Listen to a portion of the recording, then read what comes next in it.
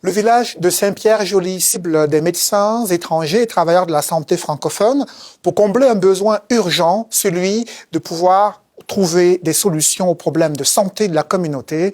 Tous les espoirs sont donc fondés sur un programme pilote d'immigration dans les communautés francophones. D'autres détails avec Graham Sevier-Frelick.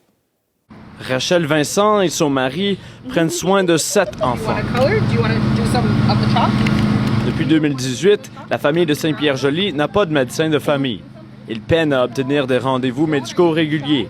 Ils doivent d'abord avoir une référence de la part d'une infirmière praticienne quand des problèmes surviennent. C'est frustrant parce que on veut donner le meilleur soin. Puis je sais, c'est pour tout le monde. Ce processus prend du temps, comme c'est le cas avec son fils qui a besoin d'une opération des amygdales.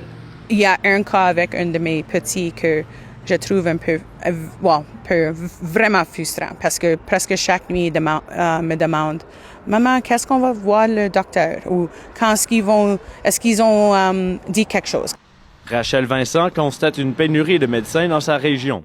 Saint-Pierre-Joly veut changer les choses grâce au programme pilote d'immigration dans les communautés francophones. Le village a établi ses priorités selon un document officiel. Il s'agit de la santé, l'éducation, la vente et les services, les métiers, le transport, la machinerie, les finances et l'administration. Bien que le village ait défini ses besoins, le recrutement des travailleurs de la santé demeure le plus urgent. On trouve que ce besoin est nécessaire pour notre région, non pas juste pour le village. Jusqu'à 25 nouveaux arrivants devraient s'installer à Saint-Pierre-Joly. La directrice générale espère que ça permettra d'améliorer les soins de santé dans le village. C'est aussi le souhait de Timothée Gosselin, médecin à Saint-Pierre-Joly et sous-chef des médecins de Santé Sud. Pour lui, son village est parmi plusieurs communautés qui ont besoin de plus de travailleurs francophones. Le recrutement des médecins en général, c'est très difficile.